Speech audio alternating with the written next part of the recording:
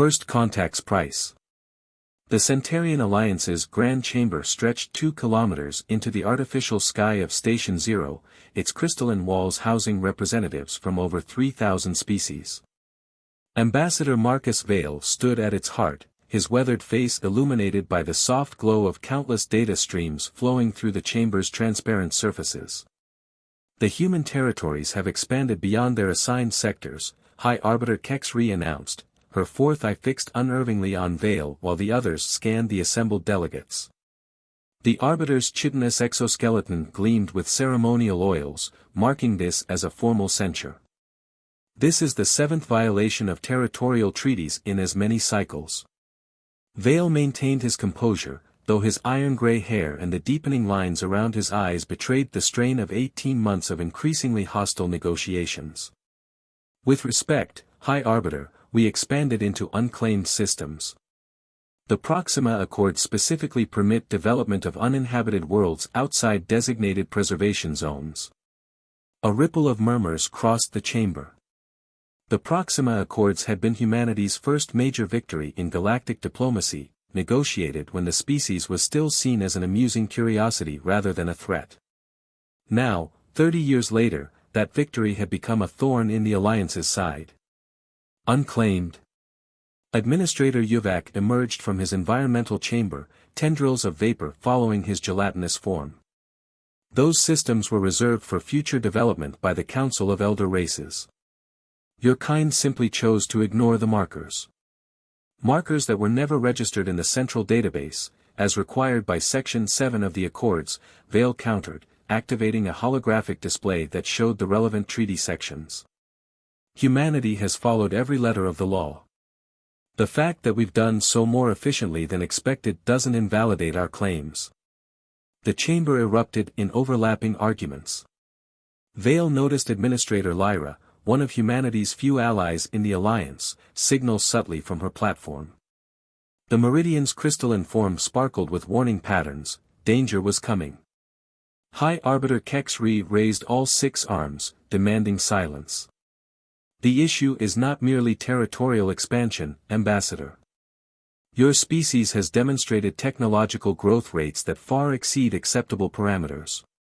The quantum tunnel network you've established, the adaptive shield systems, the apparent violations of unified field theory. All legally developed and properly registered, Vale interrupted, his patience wearing thin. The Alliance cannot claim violation of laws that don't exist. There are no restrictions on the speed of technological development. Perhaps there should be, came a new voice. First Speaker Torthal glided down from the upper tiers, his energy form contained within an ancient ceremonial vessel. The chamber fell silent, the first speaker rarely participated in regular proceedings. Humanity has existed in our community for barely 3 decades, yet you've disrupted economic systems that took millennia to stabilize. Your innovations have rendered entire industrial sectors obsolete. Your efficiency. The vessel pulsed with colors of disapproval, threatens the very fabric of our society. Vale felt a chill run down his spine. He had spent enough time in galactic politics to recognize when a conversation was becoming a trap. Progress cannot be criminalized, First Speaker. Humanity has shared every advancement, offered fair terms for all technologies. We've lifted restrictions on countless trade routes, improved medical care across 17 sectors, and solved food distribution challenges that plagued the outer colonies for centuries. We've been good citizens of the galaxy. Good citizens.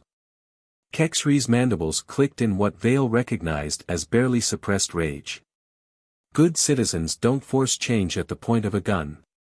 We've never threatened military action, Vale said firmly.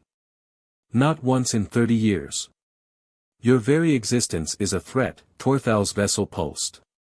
Your ships grow more advanced with each passing cycle. Your colonies expand exponentially. Your influence spreads like a virus through our trading networks. And now. The vessel descended to Vale's level. Now you demand a seat on the High Council itself. Vale straightened his back, squaring his shoulders. This was the real issue, finally laid bare. Humanity's petition to join the Council of Elder Races had sent shockwaves through the Alliance. No species had been elevated to that status in over 10,000 years. "We've met every qualification," Vale said quietly. "Every test, every benchmark, every requirement written into the Alliance Charter. We've earned our place at that table." "The Charter can be amended," Administrator Yuvak suggested, his gelatinous form rippling with anticipation. Warning signals flashed through Vale's neural implant. Hidden energy signatures were building up around the chamber. Something was very wrong. He activated his emergency beacon, a subtle signal that would alert Earth's rapid response teams. "Consider carefully what you do next," Vale warned, looking each council member in the eye, optical or otherwise. "Humanity has played by your rules, respected your laws, even when we disagreed with them. We've been patient. We've been diplomatic. But if you choose to change the rules simply because we've mastered them too well..." He let the implication hang in the air. The chamber's light shifted, taking on a reddish hue. Vale saw security drones materializing at strategic points around the room. Not Alliance standard models, these were ancient weapons, preserved from the last great galactic war. "The Alliance has maintained peace for 50,000 years, First Speaker Torthal declared. "We will not let one upstart species destroy that peace through their reckless ambition." Vale's neural implant screamed a final warning as energy fields began to form around his platform. He smiled sadly, knowing what was about to happen, knowing that humanity had prepared for this possibility. His last message, transmitted through quantum channels that the Alliance didn't even know existed, was simple: Protocol Omega. They made their choice. The energy fields ignited, and Marcus Vale, Earth's last ambassador to the Centurion Alliance, was atomized in a flash of light that would change the galaxy forever. The flame of diplomacy. The silence that followed Ambassador Vale's execution lasted exactly 3 seconds. In that brief moment, First Speaker Torthal's ancient vessel registered an energy spike from the ambassador's platform, not from the execution field, but from Vale himself. The data burst was already racing through subspace before anyone could react. "Contain all transmissions." High Arbiter Kexri commanded, but her order came far too late. The quantum-encrypted message had already reached its destination, traveling through channels that the Alliance's best scientists would have deemed impossible. Administrator Lyra's crystalline form vibrated with harmonics of distress. "Do you understand what you've done?" she asked, her translation matrix barely able to contain the horror in her voice. "You've broken the most sacred law of diplomatic relations, and against a species that needed to be reminded of their place," Administrator Yuvak interrupted, his gelatinous form rippling with what passed for satisfaction in his species. "The humans have been playing us for fools, pushing boundaries, testing limits. This will show them the consequences of overreaching." The chamber's data streams suddenly flickered, their steady flow of information stuttering like a heartbeat growing irregular. On thousands of screens, emergency reports began flooding in from across Alliance space. High Arbiter, a junior administrator, called out, their voice trembling. "We're detecting massive energy signatures from all human installations. Their quantum tunnel networks they're shutting down." First Speaker Torthal's vessel rose higher, pulsing with concern. "Of course they are. They're preparing to retaliate. Mobilize the defense fleets. Activate the ancient warships. We must." "Sir," the administrator interrupted, "you don't understand. They're not just shutting down. They're disappearing." Across the galaxy, human outposts, trading stations, and colonial worlds were going dark. Not with the chaos of evacuation or the violence of destruction, but with precise, coordinated purpose. Quantum tunnels collapsed in perfectly choreographed sequences.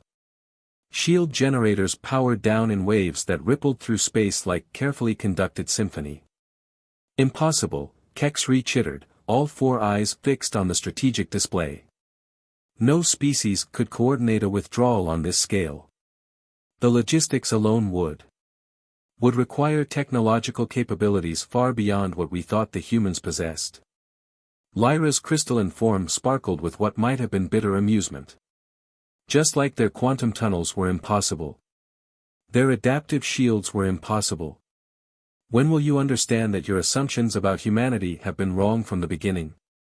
The chamber's screens showed the progress of humanity's disappearance.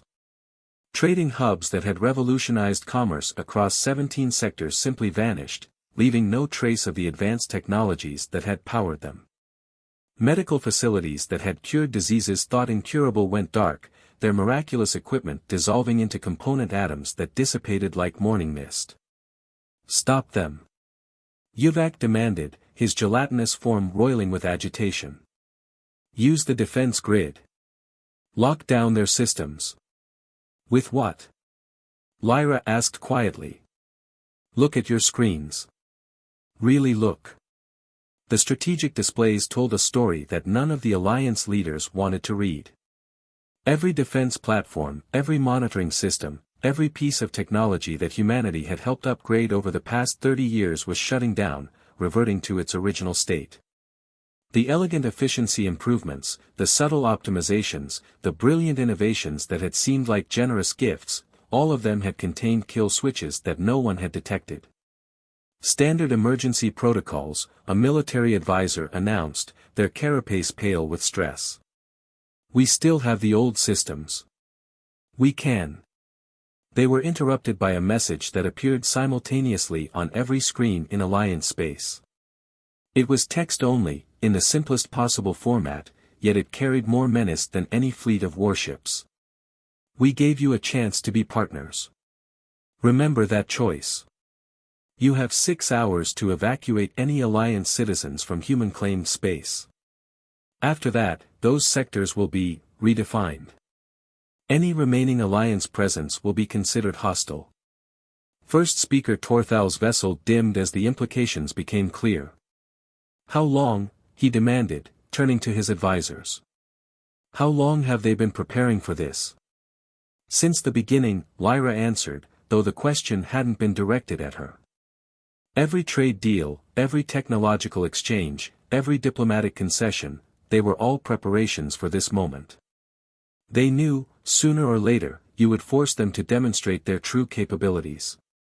The chamber erupted in chaos as the Alliance leadership tried to grasp the magnitude of their miscalculation. Orders were issued and countermanded. Threats were made and withdrawn. Plans were proposed and discarded.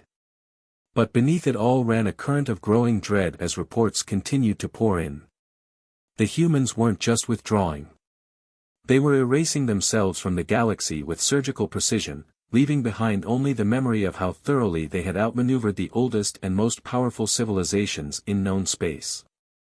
In her private chambers, Administrator Lyra received one final message through channels that even she hadn't known existed. It contained only 5 words, but they made her crystalline form resonate with frequencies of both fear and anticipation. The real demonstration begins tomorrow. Silent stars.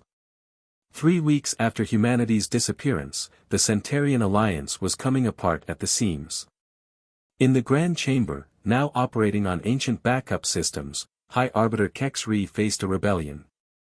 17%, Administrator Yuvak's gelatinous form had turned an alarming shade of gray. Our economic output has dropped 17% across all sectors. The quantum tunnel network collapse has crippled trade routes.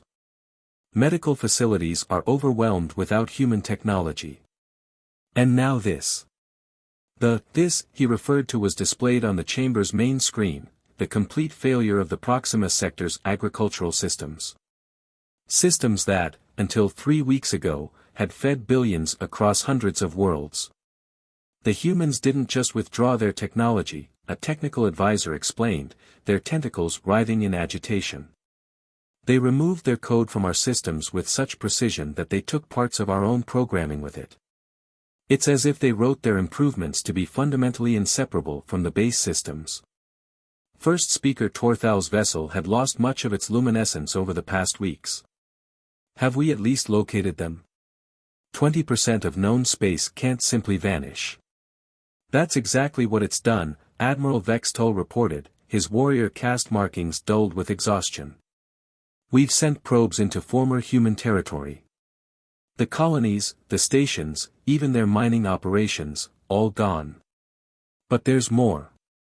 He manipulated the display, showing a sector map. Watch this region. The assembled leaders observed as a probe entered what had once been human space. For a moment, everything seemed normal. Then the probe's sensors began reporting impossible readings, space itself seemed to twist, the fundamental constants of physics becoming suggestions. The humans didn't just take their technology, Admiral Vextol continued. They've altered space in their former territories. Our ships can't navigate there. Our sensors can't make sense of it. It's as if they've rewritten the local laws of physics. Impossible, Kex re-chittered, but the word had lost its conviction. Everything about the humans had been impossible until they did it. A junior administrator burst into the chamber, protocol forgotten in their haste. High Arbiter. First speaker. We're detecting something. The main display shifted to show a distant sector of space. At first, nothing seemed amiss. Then they saw it, a ripple in the fabric of reality itself, like a wave moving through space-time. As they watched, an Alliance monitoring station simply ceased to exist as the ripple passed through it. No explosion, no debris. One moment it was there, the next it was simply gone, as if it had never been. By the first ones, Torthal's vessel pulsed with terror. They're not just hiding. They're reshaping the galaxy. High Arbiter, Administrator Lyra's voice cut through the panic. She had been quiet since the execution, her crystalline form dim with what might have been mourning. I have a message from my contacts in the Outer Rim. The human technology we used to consider their greatest achievements, the quantum tunnels, the adaptive shields, the medical innovations, those weren't their real advances at all. They were decoys. The chamber fell silent as the implications sank in. Everything the Alliance had feared about human technological progress had been a carefully constructed facade, designed to hide something far more significant. Decoys? Yuvak's form rippled with disbelief. For what? As if in answer, every remaining screen in the chamber activated simultaneously. The message was simple, text scrolling in the ancient trade language used by the first ones themselves. Did you think we spent 30 years just learning to build better ships? Across Alliance space, reports began flooding in of strange phenomena. Quantum entanglement patterns that shouldn't exist. Gravitational anomalies that defied known physics. Space itself seemed to be changing in subtle ways that their most advanced sensors could barely detect. They've been terraforming, Lyra announced, her crystalline form resonating with a mixture of awe and fear. Not planets. Space itself. Everything they shared with us, every piece of technology they traded, it was all a cover for their real work. They've spent 3 decades preparing the galaxy for something. The ripples in spacetime were spreading, following patterns that only became apparent when viewed on a galactic scale. The humans hadn't just withdrawn their presence from the galaxy. They had activated changes they had spent decades seeding throughout Alliance space. In her private chambers that night, Administrator Lyra received another message through the impossible channels that seemed to ignore normal spacetime. This one was longer, and as she read it, her crystalline form began to vibrate with frequencies that had no translation in any Alliance language. The message explained what humanity had really been doing for the past 30 years. It wasn't just technological advancement or political maneuvering. They had been systematically preparing the galaxy for a fundamental transformation, using the Alliance's own prejudices and assumptions as cover for their true work. The final line of the message made her understand why Ambassador Vale had smiled in his final moments. Space is not your exclusive domain.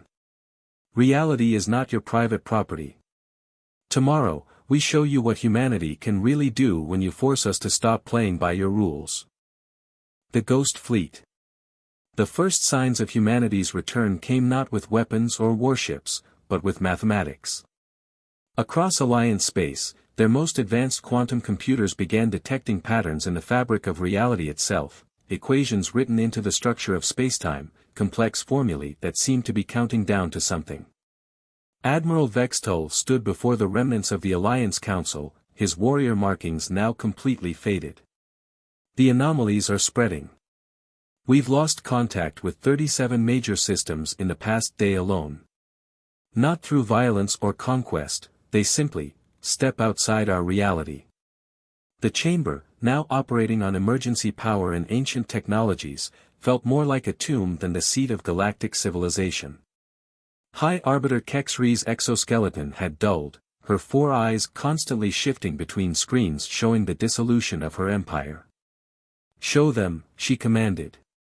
The central display activated, showing what appeared to be empty space. Then the sensors adjusted, and everyone in the chamber fell silent. Space was not empty at all, it was filled with structures that seemed to exist between dimensions, massive geometric shapes that appeared and disappeared as if dancing between different layers of reality. The humans didn't build a fleet, Administrator Lyra's crystalline form pulsed with understanding. They built new laws of physics. As if triggered by her words, the structures began to move. They didn't travel through space like normal ships, they seemed to fold space around themselves, creating paths where none had existed before. The Alliance's most powerful sensors couldn't track them properly, they appeared as ghostly echoes, quantum possibilities given form. "Receiving transmission," a technician announced, their voice trembling. It's being broadcast through the fabric of space itself." The message materialized in the center of the chamber, not as a hologram or on a screen, but as distortions in reality that formed themselves into words. "For 30 years, you assumed we were learning to use your technology. We weren't. We were learning to rewrite the universe." First speaker Torthal's vessel had almost completely dimmed. "What are they?" "They're calling themselves the Ghost Fleet," Admiral Vextol reported. "But they're not ships in any sense we understand. They're more like mobile regions of altered physics. Our weapons can't touch them because they exist according to different fundamental laws than the ones our technology is based on." The displays showed more of these impossible vessels emerging from what had once been human space. They moved with perfect coordination, each one a demonstration of humanity's mastery over reality itself. Where they passed, Alliance technology simply stopped working, the basic principles it relied on no longer valid in their wake. "We're receiving reports from the Outer Rim," an analyst called out. "The Ghost Fleet, they're not destroying our installations. They're transforming them. Converting them to operate under their new physics." Administrator Yuvak's gelatinous form had become almost transparent with fear. "They're not just changing location. They're changing reality itself." In the center of the chamber, another message formed from distortions in spacetime. "You thought we needed your permission to exist in this galaxy. You thought we needed to prove ourselves worthy of your acceptance. But while you were judging us by your standards, we were transcending them entirely." The Ghost Fleet continued its inexorable advance, not through violence but through transformation. Each vessel was a seed of new physics, spreading changes that had been carefully prepared over 3 decades of subtle manipulation. The humans hadn't just hidden their true capabilities, they had hidden their fundamental understanding of reality itself. "High Arbiter," Admiral Vextol's voice was barely a whisper. "They're approaching Alliance Prime. The capital of the Centurion Alliance, home to over 1 trillion beings, was about to face humanity's response to 30 years of condescension and one final act of barbarism." But as the Ghost Fleet surrounded the system, something unexpected happened. The vessels stopped. They hung in space like frozen fragments of alternative realities, neither advancing nor retreating. Then came another message, this one accompanied by a familiar face reconstructed from quantum fluctuations, Ambassador Marcus Vale, his expression not one of triumph or vengeance, but of sadness. "We could unmake your civilization with a thought," his quantum echo stated. We could rewrite the laws of physics in your core worlds until your very atoms forgot how to hold themselves together. But that would make us what you feared we were. Instead, we offer you one last choice.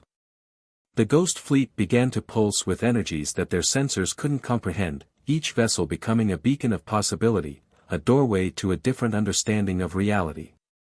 The next words appeared not in space, but in the minds of every being in Alliance space. Learn to live in a universe where you are not the masters of all you survey, or remain forever trapped in your own limitations. You have one planetary rotation to decide. As the deadline approached, the Alliance Council faced the most important decision in its 50,000-year history. And in the darkness between dimensions, humanity waited, their Ghost Fleet a testament to what was possible when a species was pushed too far. Tomorrow's galaxy. As the deadline approached, Alliance Prime hung suspended between two realities. The Ghost Fleet surrounded the system like a lattice of impossible mathematics, each vessel a gateway to a universe where the laws of physics themselves were subject to conscious will. In the Grand Chamber, now lit only by the quantum echoes of humanity's presence, the Council faced its moment of truth. We have no choice, Administrator Yuvak's gelatinous form had become almost crystalline with stress. Their power is beyond anything we imagined. We must submit. No, Administrator Lyra's voice rang out, her crystalline form blazing with sudden insight. You still don't understand. This isn't about submission. Look at what they've actually done. The chamber's remaining displays activated, showing scenes from across Alliance space. Where the Ghost Fleet had passed, they hadn't destroyed or conquered, they had transformed. Worlds once choked by pollution now thrived under new physical laws that made clean energy not just efficient but inevitable. Species crippled by genetic diseases found themselves living in regions where their DNA naturally corrected itself. Ancient stars on the verge of death burned with renewed vigor under adjusted astronomical constants. They're not trying to rule us, Lyra continued. They're trying to teach us. Every technology they shared over the past 30 years wasn't just a decoy, it was a lesson. A preparation for this moment. First speaker Torthal's vessel brightened slightly. A lesson in what? The answer came not from within the chamber but from reality itself. The space between moments rippled, and a figure stepped through, not a quantum projection or hologram, but Ambassador Marcus Vale himself, somehow both dead and alive, transformed by the same forces that powered the Ghost Fleet. A lesson in possibility, Vale said, his voice carrying the harmonics of multiple dimensions. Your greatest mistake wasn't executing me. It was assuming that the universe you knew was the only one possible. High Arbiter Kexri's 4 eyes focused on the transformed ambassador. What are you? The same thing we've always been, Vale smiled. Humans. But humans who refuse to accept artificial limitations. While you worried about our ships and our weapons, we learned to step outside the boundaries of conventional physics. While you tried to contain our expansion, we discovered that space itself was more flexible than anyone had imagined. We didn't build a fleet to conquer you, we built a new way of existing. The chamber filled with images of what humanity had achieved in their hidden spaces, civilizations operating on multiple layers of reality simultaneously, beings who could adjust their local physics as easily as changing clothes, worlds where thought and matter were interchangeable. It was not chaos, but a carefully orchestrated dance of possibility. Your choice isn't between submission and destruction, Vale continued.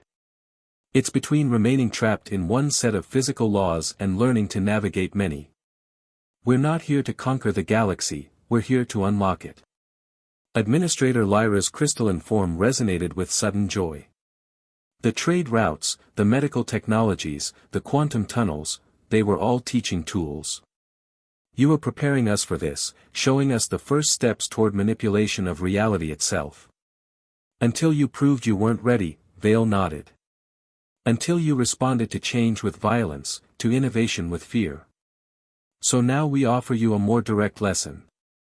The Ghost Fleet began to move, not in space but in possibility. Each vessel became a window into a different version of reality, showing the Council what their civilization could become if they were willing to transcend their own limitations. "This is your true choice," Vale explained. "Not whether to submit to human dominance, but whether to join us in learning what reality can become when we stop treating physics as an immutable law and start seeing it as a set of suggestions. Your empire was built on the assumption that the universe is fixed and unchangeable. We're offering you the chance to help us build something new, a civilization that exists not in one universe, but in the spaces between all possible universes."